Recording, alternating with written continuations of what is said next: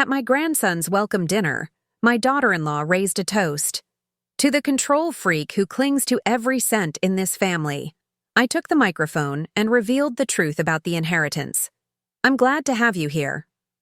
Follow my story until the end and comment the city you're watching from, so I can see how far my story has reached. I spent 3 days preparing for this dinner. 3 days of cooking, cleaning, and trying to make everything perfect for my grandson's welcome celebration. At 61, becoming a grandmother was the brightest spot in my life since losing Richard 5 years ago. The dining room looked beautiful. Crystal glasses caught the light from the chandelier Richard and I had bought during our 30th anniversary trip to Venice. The good china, only used for special occasions, was arranged perfectly on the table. Fresh flowers from my garden filled the antique vase my mother had given me before she passed. Everything had to be perfect for baby James. When Daniel and Susan arrived, my heart swelled at the sight of my grandson bundled in a soft blue blanket. Susan barely acknowledged me as she handed James to Daniel and brushed past me into the house. Things had been tense between us for years, but I was determined not to let anything spoil this evening. "Mom, the house looks amazing," Daniel said, kissing my cheek. I could see the exhaustion in his eyes, the kind that comes from sleepless nights with a newborn, but there was happiness there too. "Nothing but the best for my grandson," I replied, reaching out to touch James's tiny hand. "May I hold him?" Susan appeared instantly at Daniel's side. "He just fell asleep in the car. Better not disturb him." Her tone was clipped, final. Daniel gave me an apologetic look. "Maybe after dinner, Mom." I nodded and led them into the dining room where my brother Thomas and his wife, my sister-in-law Barbara, and a few close family friends were already seated. Dinner began pleasantly enough. The conversation flowed, mostly centered around baby James and how the first 2 weeks of parenthood had been for Daniel and Susan. As dessert was served, Thomas raised his glass. "I'd like to propose a toast to the newest member of our family, to James and to Anne for this wonderful dinner." Everyone raised their glasses, but Susan's expression soured at the mention of my name. I could see her whispering something to Daniel, who frowned slightly. Thomas continued, "And to Daniel and Susan, may you be as blessed in parenthood as Anne and Richard were." "Here, here," Barbara chimed in. I thought the moment had passed, but then Susan stood up, glass in hand, her smile not quite reaching her eyes. "I'd like to make a toast as well," she announced. The table fell silent. "To Anne, the matriarch who tries to control every aspect of this family's life and cling to every cent of the family money." The room froze. I felt the blood drain from my face as all eyes turned to me. Daniel looked horrified but said nothing, his silence cutting deeper than Susan's words. My hands trembled as I set down my fork. 5 years of keeping quiet, of watching Susan manipulate my son, of seeing her plant seeds of distrust between us. All of it crashed down on me at once. The inheritance that Richard had left specifically for Daniel's future and for any grandchildren we might have. The inheritance Susan had been trying to get her hands on since the day they married. I'd kept silent, to keep the peace. I'd watched Susan turn my son against me with whispers and lies. I'd endured her subtle cruelty at every family gathering. But not tonight. Not in my home, at the dinner I'd prepared to welcome my grandson. I stood up slowly, the room still silent, and reached for the microphone we'd set up for toasts. "Thank you for that." "Honest toast, Susan," I said, my voice steadier than I expected. "Since we're being honest, I think it's time everyone knew the truth about the inheritance you've been so eager to get your hands on." Susan's smug expression faltered. "The inheritance that Richard left isn't just money to be spent however you wish. It was meant to secure Daniel's future and now James's education. Richard knew, somehow he knew, that it needed protection." Looked directly at Susan as I continued. "The trust can only be accessed under specific conditions. Conditions that ensure the money goes to its intended purpose, not designer purses or the luxury car you've been eyeing. Susan's face went pale. Daniel looked up at me, confusion clear in his eyes. "What are you talking about, Mom?" he asked. "The bank statements, Daniel. The credit card bills Susan's been hiding from you.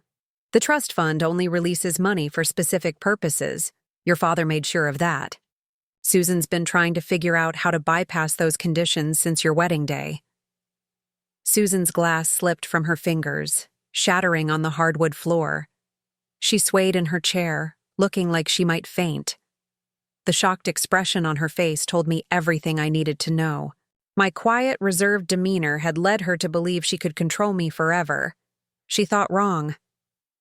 Daniel stared at his wife, then back at me, as the truth began to sink in. "Mom, is this true?" Before I could answer, Susan found her voice. "She's lying. She's manipulating you just like she always does." But her panicked expression betrayed her. The carefully constructed facade was crumbling, and everyone at the table could see it. The night was far from over, but for the first time in years, I felt the weight lifting from my shoulders.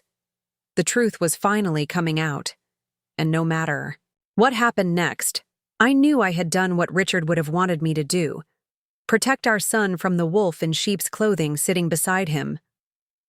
The silence that followed my revelation seemed to stretch for an eternity. Susan's face had gone from shock to fury in seconds. I could see her mind working, calculating her next move. "Anne, how dare you?" she finally sputtered, gripping the edge of the table. "Daniel, are you going to let your mother speak to me this way?" Daniel looked lost, his eyes darting between us. The guests shifted uncomfortably in their seats. I hadn't wanted to do this in front of everyone, but Susan had forced my hand with her public toast. "Susan," I said quietly, "you've been lying. To my son for 3 years. Did you think I wouldn't find out?" Thomas cleared his throat. "Perhaps we should give the family some privacy," he suggested, standing up. The other guests quickly followed suit, murmuring awkward goodbyes. Once the door closed behind the last guest, Susan's carefully crafted demeanor shattered completely. "You miserable old witch," she hissed. "You've hated me from day one."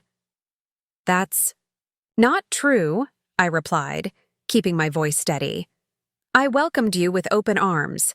I only began to worry when I noticed the changes in Daniel after you married. Daniel had always been open with me, calling several times a week, stopping by for Sunday dinners. After Susan, those calls became less frequent. The Sunday visits stopped altogether. When I did see him, he seemed guarded, as if measuring his words. I remembered the first red flag clearly. It was 6 months after their wedding. Daniel came to fix a leaky faucet in my bathroom. His phone rang, and he stepped out to answer it. When he returned, he was different. Tense, hurried. "Mom, I've got to go," he had said, packing up his tools, without fixing the faucet. "Susan needs me at home. Is everything all right?" I'd asked. "Yeah, it's just—" He hesitated. "Susan says you've been calling her, questioning our spending. She's upset." I was stunned. "Daniel, I haven't called Susan at all." His face had clouded with confusion, then suspicion. "Mom, don't lie to me. She showed me the call log. That was the beginning. Small lies, crafted to drive a wedge between us." When Daniel mentioned plans to renovate their kitchen using some of his inheritance money, Susan accidentally let slip that I had called it wasteful. When Daniel wanted to visit me after Richard's death anniversary, Susan suddenly had a family emergency that required his attention. Each fabrication built upon the last, slowly transforming me from loving mother to controlling manipulator in Daniel's eyes. Now, sitting at my dining table with Susan's toast still ringing in the air, I finally understood the full extent of her deception. "Daniel," I said, turning to my son, "have you seen the credit card statements lately?" "What are you talking about?" he asked, his voice strained. I reached into the drawer of the sideboard and pulled out a folder. These are copies of your financial statements for the past year. Susan's been opening credit cards in your name. Daniel's face paled as he took the folder. How did you get these? The fraud alert on your credit report. As your father's executor, I'm still connected to some of the accounts. When unusual activity was flagged, I was notified. Susan jumped to her feet. This is invasion of privacy. You had no right. I had every right as the trustee of Richard's estate, I replied. The trust is designed to protect Daniel and now James. Your spending sprees put that at risk. Daniel opened the folder, his hands trembling slightly. I watched as he flipped through statement after statement, his expression morphing from disbelief to anger. Susan, what is this? A $5,000 charge at Nordstrom? $3,000 at that boutique downtown? We agreed to save for the baby. Susan's face hardened. I needed those things, Daniel. Do you expect me to look like a pauper? And this account. I never opened this, Daniel continued, holding up a statement for a credit card I knew he'd never seen before. Your mother is trying to manipulate you, Susan insisted, her voice rising. She's always hated me. She thinks I'm not good enough for her precious son. I shook my head. This isn't about whether you're good enough, Susan. It's about the lies you've told and the damage you've done. Daniel looked up from the papers, his face ashen. There's over $30,000 in debt here that I knew nothing about. He turned to Susan. How could you do this? Susan's tactics shifted instantly. Her eyes welled with tears. Her voice softened. Danny, I was going to tell you. With the baby coming, I didn't want to stress you out. Your mother is making this seem worse than it is. I'd seen this performance before. The sudden vulnerability, the way she made herself the victim. I watched as uncertainty flickered across Daniel's face. He'd always been tender-hearted, just like his father. The debt isn't even the worst part, I said quietly. It's the lying, the manipulation, the way she's tried to turn you against me. That's ridiculous, Susan snapped, the vulnerable act dropping momentarily. Is it? I challenged. What about telling Daniel I called you, questioning your spending when I never did? What about the supposed emergency at your sister's house? The night Daniel was going to visit me after the anniversary of your father's death? Daniel's head snapped up. What? There was no emergency? Susan's face flushed. Anne is twisting things. No, Susan, no more lies, I interrupted firmly. Daniel deserves the truth. All of it. Baby James began to cry from his carrier, the tension in the room perhaps disturbing his sleep. Susan immediately moved to pick him up, but Daniel got there first. I watched as he cradled his son, looking down at the tiny face with a mixture of love and newfound fear. Mom, he said finally, his voice barely above a whisper. What else haven't you told me? The question hung in the air between us. There was so much more. The attempts to access the trust directly. The conversations I'd overheard between Susan and her friend about getting control of the old lady's money. But looking at my son holding his newborn child, I knew I needed to be careful. This wasn't just about exposing Susan anymore. It was about protecting what remained of my family. We have a lot to talk about, I said softly. But right now, I think you need time to process this. Daniel nodded, still gently rocking James. The truth was finally emerging from the shadows, but I knew this was just the beginning of what would likely be the most painful chapter of our family's story. The days following the dinner were eerily quiet. Daniel had left with Susan and baby James that night, his expression unreadable as they walked out the door. I'd spent 3 sleepless nights wondering if I'd made the right decision by exposing Susan so publicly. Had I driven my son even further? Away? The thought haunted me as I moved through my empty house, the remnants of the celebration dinner still lingering in corners I hadn't yet cleaned. On the 4th day, my doorbell rang. I opened it to find Daniel standing there alone, dark circles under his eyes, his shoulders slumped with exhaustion. "Can I come in?" he asked quietly. I stepped aside, my heart pounding. We sat in the living room, the space between us filled with unspoken words. Daniel looked around, taking in the familiar surroundings. The family photos on the mantel, the worn leather armchair Richard used to sit in while reading the evening paper. "I found more," he finally said, his voice hollow. "More credit cards, more debt. Almost $50,000 in total." He ran his hand through his hair, a gesture so like his father's that my throat tightened. "How did I not see it, Mom?" I reached across and took his hand. "Because she didn't want you to. Susan is skilled at deception. She said you're lying. That you've always been jealous of her and wanted to control me." Daniel's voice cracked slightly. "But then I found this in her desk drawer." He pulled out a folded document from his jacket pocket and handed it to me. As I unfolded it, I felt my blood turn cold. It was a real estate listing for our family home, my home, along with notes in Susan's handwriting about potential selling prices and calculations of how much money they could expect from the sale.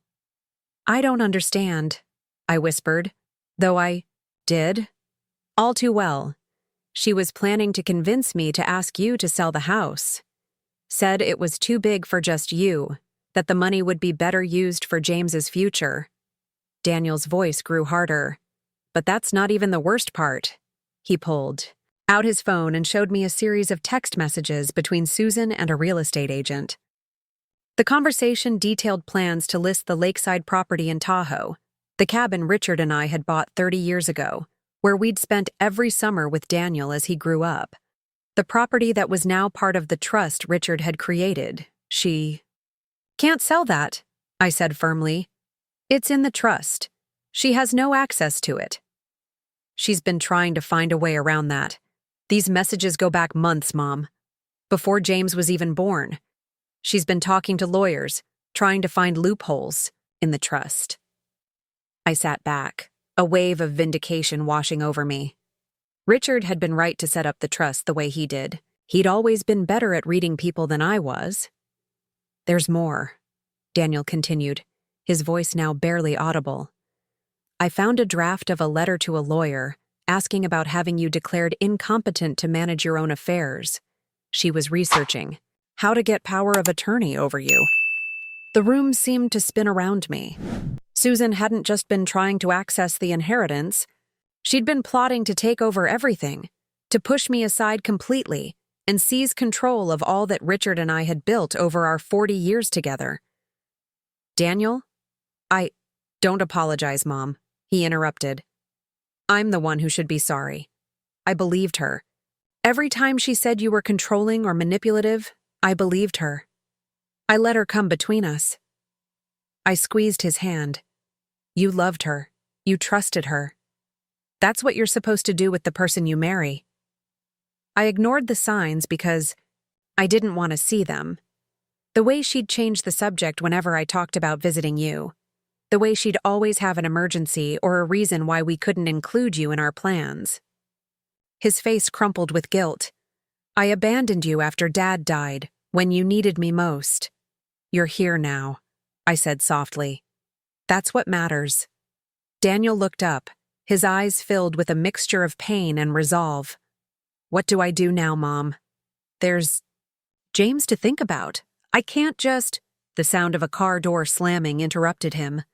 Through the window, I could see Susan marching up the walkway, her face tight with fury, baby James strapped to her chest. "She followed me," Daniel said, his voice dropping to a whisper. "I told her I was going to the office to catch up on work." The doorbell rang aggressively, followed by pounding on the door. "Daniel, I know you're in there. Open this door right now." Daniel closed his eyes briefly, then stood. "I have to deal with this."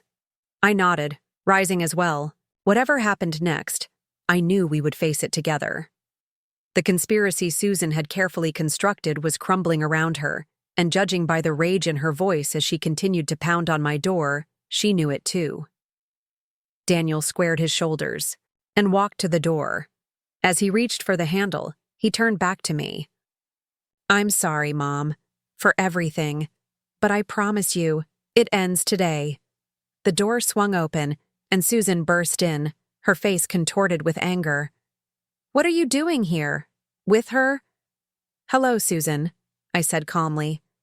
I think it's time we had an honest conversation. Don't you? She glared at me, then at Daniel, clutching baby James tighter to her chest like a shield. The confrontation I'd been avoiding for 3 years was finally here, and this time, I wouldn't back down. Not when everything, my son, my grandson, my home, and Richard's legacy, was at stake. Susan stood in my entryway, her face flushed with anger, baby James fussing against her chest. So this is what it's come to? She hissed at Daniel. Sneaking. Around behind my back? Conspiring with your mother? Susan, please lower your voice. You're upsetting James, Daniel said quietly. Don't tell me how to handle my son, she snapped, but adjusted her hold on the baby nonetheless. Her eyes darted between us, calculating. I could almost see her mind working, searching for a way to regain control of the situation. We need to talk, Daniel continued, about the credit cards, about the debt, about the plans to sell Mom's house. Susan's expression flickered momentarily before hardening again. I don't know what she's been telling you, but I found everything myself, Susan, Daniel interrupted. The statements, the messages to the real estate agent, the letter to the lawyer about getting power of attorney over my mother. Susan's face paled slightly. You went through my things? You invaded my privacy? Our privacy, he corrected. Our finances. Our marriage. Our future. He gestured toward James. His future. I remained silent, watching this exchange between my son and his wife. Despite everything, my heart ached for Daniel. For the pain of discovering the person you've built a life with isn't who you thought. They were. Susan's tactics shifted again, her eyes filling with tears. You don't understand, Daniel. I was trying to secure our future, to make sure we had enough for James. Your mother has been holding on to that money like it's hers. It's not about the money. Daniel's voice rose, then he took a deep breath, continuing more calmly. It was never about the money.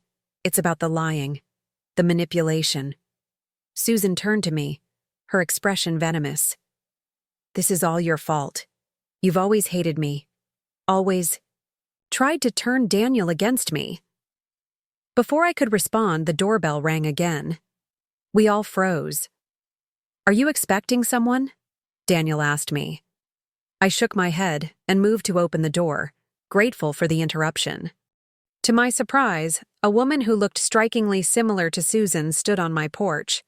The same golden blonde hair, the same delicate features, but with a kindness in her eyes that Susan's had always lacked. Rebecca? Susan's voice was sharp with disbelief. Hello, Susan, the woman replied, stepping inside without waiting for an invitation. She nodded to me. You must be Anne. I'm Rebecca, Susan's sister. Susan's face contorted with fury. What are you doing here? Rebecca looked at her, sister evenly. I came because I couldn't let you do this to another family. The room went still. Daniel looked between the sisters, confusion clear on his face. Another family? Rebecca turned to him sympathetically. This isn't the first time Susan has done something like this. It's why we haven't spoken in years. Susan let out a harsh laugh. Don't listen to her. Rebecca has always been jealous of me. Jealous? Rebecca's voice was incredulous. Of what? The way you manipulated Henry until his family disowned him? The way you drained his bank accounts and then left when there was nothing left to take? Daniel's face paled. Henry? Your ex-husband? The divorce was his fault, Susan said quickly. He was abusive, controlling. He was none of those things, Rebecca interrupted firmly. He was a kind man whose only fault was loving my sister too much to see what she was doing until it was too late. I watched as Susan's carefully constructed facade began to crumble. Her eyes darted around the room like a cornered animal's. Chum. Told us she was never married before you, I said to Daniel. That Henry was just a boyfriend from college. Rebecca nodded. There's a lot she hasn't told you, I'm afraid. Susan clutched James tighter, making him whimper. You have no right to come here and spread lies about me. They're not lies, Susan, Rebecca replied calmly. She reached into her bag and pulled out a folder, handing it to Daniel. Everything is in here. The marriage certificate, the divorce papers, the restraining order Henry's family had to take out when she wouldn't stop harassing them for money. Daniel took the folder with trembling hands. How did you know to come here? Today? Rebecca glanced at me. I've been trying to track Susan down for years, to warn whoever she was with next. When I finally found her, I reached out to Anne through social media. I was going to meet with her tomorrow, but then she messaged me about what happened. At the dinner, I came as soon as I could. I remembered the message I'd sent late last night, after tossing and turning, wondering if I'd made the right choice by exposing Susan. Rebecca had responded immediately, suggesting we meet to talk. I'd never expected her to show up at my door. Susan's face had gone from angry to terrified. You're all trying to ruin my life, to take my son away from me. No one is trying to take James away, Susan, Daniel said gently. But we need to figure out where we go from here. There has to be accountability. Rebecca stepped forward, her expression softening as she looked at her sister. Susan, you need help, professional help. This pattern, it's destroying your life and hurting everyone around you. For a moment, I saw something genuine flicker across Susan's face. Fear, perhaps, or even remorse. But it was quickly replaced by the cold calculation I'd come to recognize. Fine, she said suddenly, her voice eerily calm. You want the truth? Yes, I married Henry for his money. Yes, I've been trying to get control of the inheritance, but can you blame me? Do you have any idea what it's like to grow up with nothing? To watch everyone around you have everything handed to them while you struggle for scraps? Daniel looked at her, bewildered. You told me your family was well off, that your father was a surgeon. She lied about that too, Rebecca said quietly. Our father was a janitor. Our mother worked 3 jobs to support us. We didn't have much, but we were taught to be honest, to work hard for what we wanted. She looked at her sister with a mixture of sadness and disappointment. Susan chose a different path. The room fell silent again, the weight of these revelations pressing down on all of us. Baby James began to cry in earnest now, perhaps sensing the tension around him. Daniel reached for his son. Let me take him for a bit. You're upset. To my surprise, Susan handed James over without protest, her shoulders sagging as if the fight had suddenly gone out of her. As Daniel gently rocked his son, speaking softly to soothe him, I found myself standing next to Rebecca, both of us watching Susan, who now sat on my sofa staring blankly ahead. Thank you for coming, I whispered to Rebecca. She gave me a sad smile. I should have found her sooner. Maybe I could have prevented all this. I shook my head. You're here now. That's what matters. As I looked at my son cradling his baby, at Susan sitting shell-shocked on my couch, and at this unexpected ally who had appeared just when we needed her most, I realized that whatever happened next, our family would never be the same again. But perhaps, just perhaps, it could be stronger, built on truth instead of lies, on transparency instead of manipulation. For the first time since that disastrous dinner, I felt a glimmer of hope. The living room felt too small for the 5 of us. Daniel cradling baby James, Susan hunched on the sofa, Rebecca standing near the window, and me, trying to keep my composure as years of built-up tension finally reached its breaking point. What happens now? Daniel asked, his voice steady. Despite the pain etched across his face, he looked down at James, who had finally settled into sleep, unaware of the family crisis swirling around him. Susan straightened, something hardening in her expression. Nothing happens. We go home, and we deal with this privately. She shot a venomous glance at Rebecca. Without interference from people who don't understand our marriage. I think we're beyond that, Susan, Daniel replied quietly. The lies, the debt, the plans to sell Mom's house. We can't just sweep this under the rug. What do you want me to say? Susan's voice rose slightly, then she caught herself glancing at the sleeping baby. That I made mistakes? Fine. I made mistakes, but everything I did was for us, for our future. Was Henry for your future too? Daniel asked, the question hanging heavy in the air between them. I watched my son carefully, recognizing the quiet strength that had always been there, inherited from his father. Richard would have handled this the same way, calm but unyielding. Susan's eyes flashed. Henry was different. I was young, desperate. You were 28, Rebecca interrupted. The same age you were when you met Daniel. Susan shot her. Sister? A look that could have frozen fire. Stay out of this, Rebecca. You've done enough damage. I think she's done us a favor, I said, finding my voice at last. We needed to know the truth, Susan. All of it. Susan turned to me, the mask of civility completely gone now. This is what you wanted all along, isn't it? To drive me away from Daniel? To keep your precious son all to yourself? No, I replied softly. I wanted Daniel to be happy. I wanted to be part of his life, to know my grandson. I would have accepted anyone who truly loved him. I do love him, Susan insisted, a note of desperation creeping into her voice. Daniel looked at her, his expression a mixture of sadness and resolution. Do you, Susan? Or do you love what I represent? The security, the inheritance, the lifestyle? Susan flinched as if she'd been struck. For a moment, I thought I saw genuine pain in her eyes, but it was quickly replaced by the calculation I'd come to recognize. You're not leaving me, she said, her voice low and dangerous. I won't let you take James from me. I don't want to take James from you, Daniel said. He needs his mother. But we need to figure out where we go from here. There has to be trust, Susan. And right now, I don't know if I can ever trust you. Again. Susan stood abruptly. I'm not discussing this anymore. Not here, not with them. She gestured toward Rebecca and me. We're going home. Now. Daniel didn't move. I think I'll stay here tonight, with James.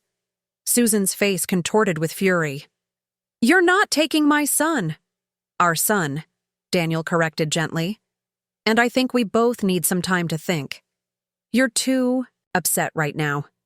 Because you've ambushed me, teamed up against me with your mother and my traitor of a sister. Rebecca stepped forward. Susan, please, you need help. This pattern, it's not healthy for you or for them. Susan whirled on her sister. Help? Like the help you suggested after Henry. The therapists who wanted to label me with personality disorders, who wanted to drug me into compliance. They wanted to help you understand why you do these things, Rebecca said, her voice gentle but firm. Why you manipulate people, why you lie, why you— Enough, Susan shouted, causing James to stir and whimper in Daniel's arms. She lowered her voice, visibly struggling for control. I'm not crazy. I don't need help.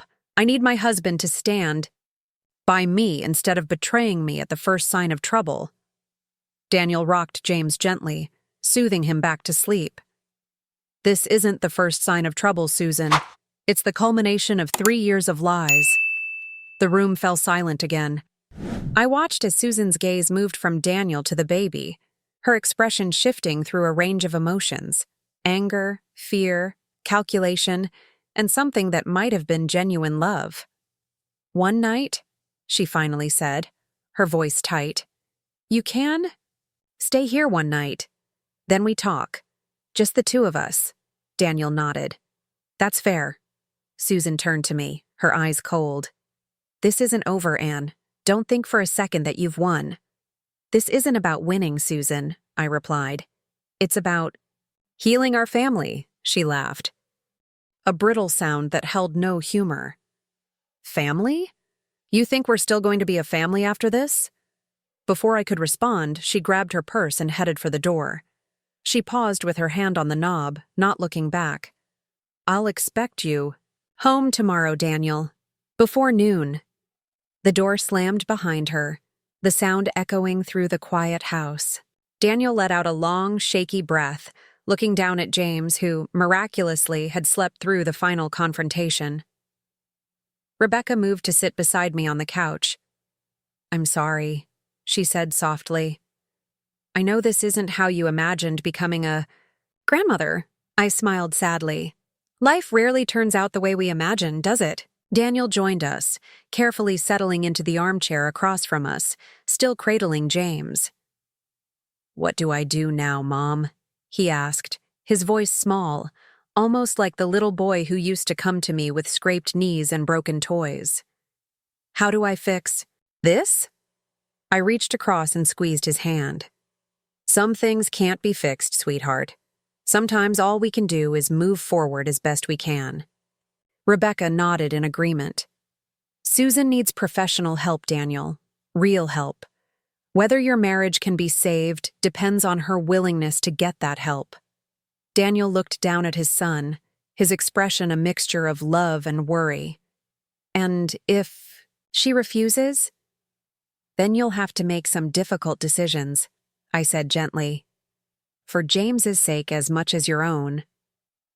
The three of us sat in silence for a long moment, each lost in our own thoughts. Outside, the sun was beginning to set, casting long shadows across the living room. Tomorrow would bring its own challenges, its own confrontations.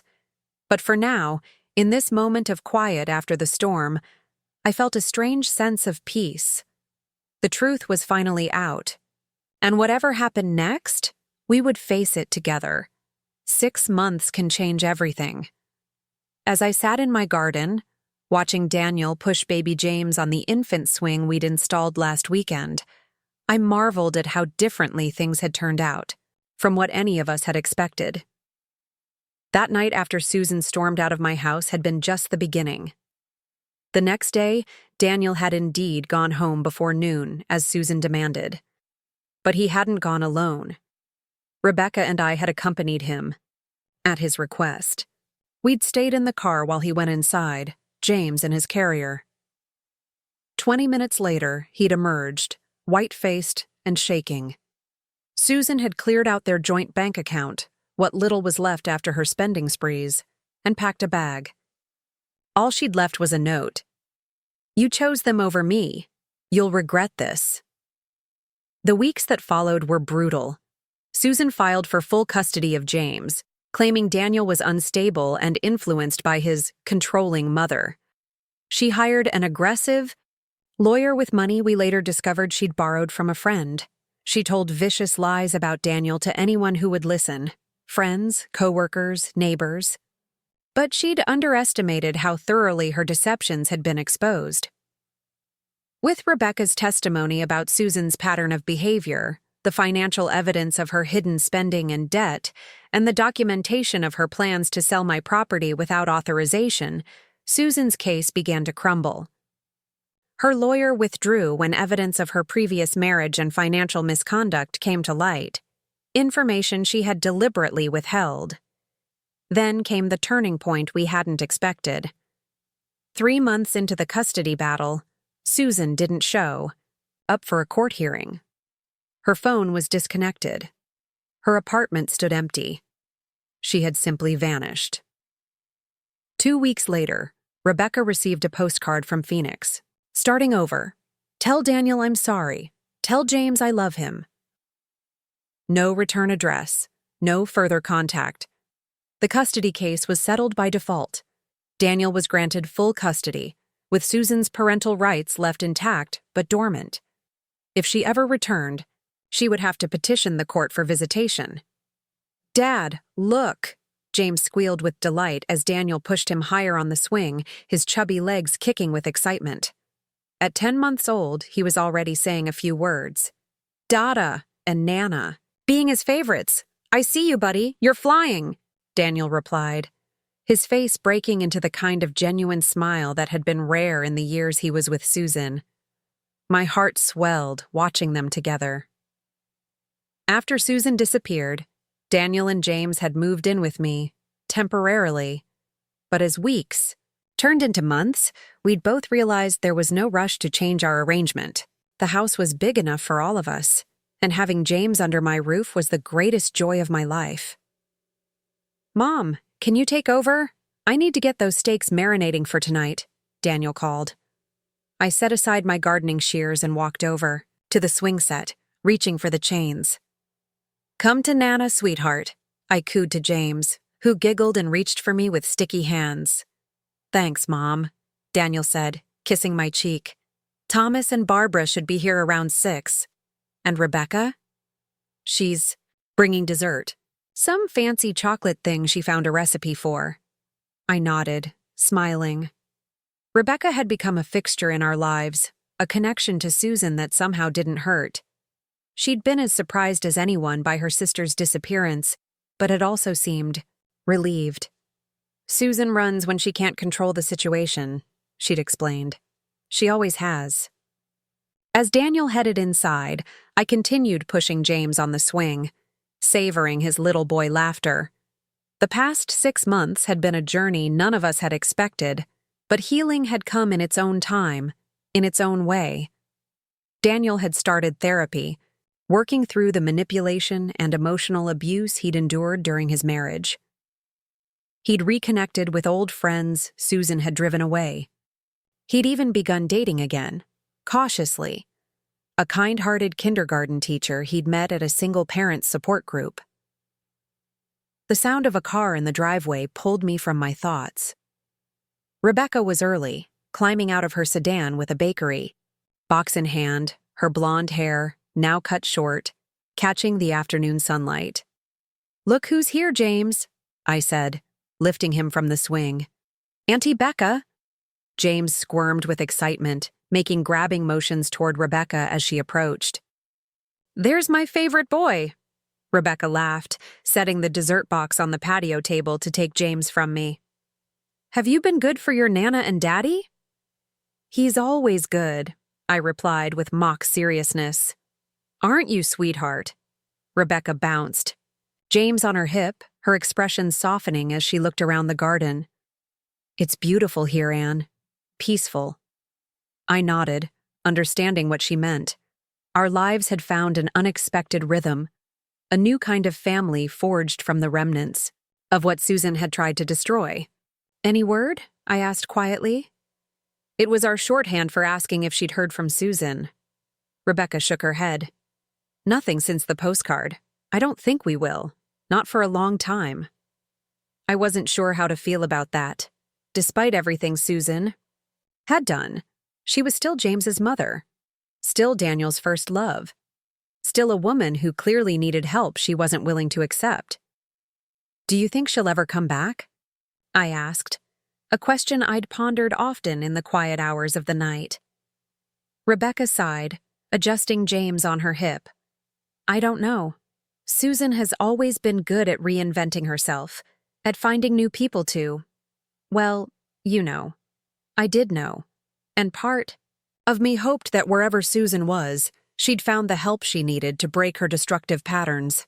"Mom, Rebecca, lunch is ready," Daniel called from the patio door.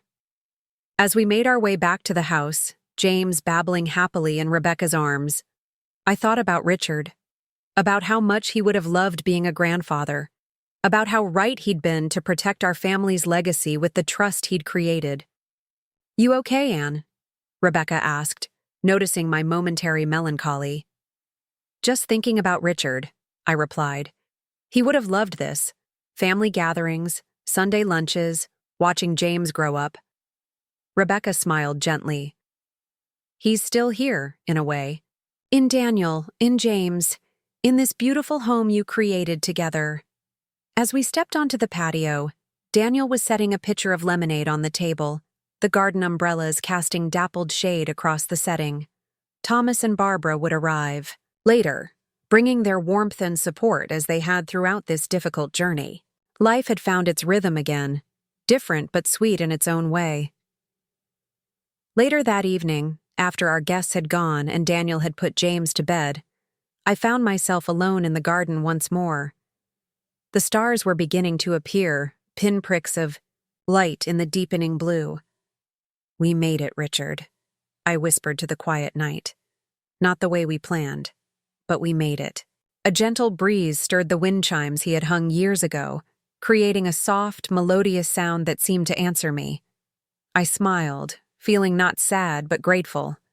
Grateful for the truth that had finally emerged. Grateful for the unexpected allies who had helped us through the darkest times. Grateful for the renewal our family had found, not despite the pain, but because of how we had faced it together. The future wasn't certain. It never is. Susan might return someday. James would grow up with questions about his mother. Daniel would continue his journey of healing. But whatever came next, I knew we would meet it with the strength and grace we had discovered in ourselves along this unexpected path. And in that knowledge, I found peace.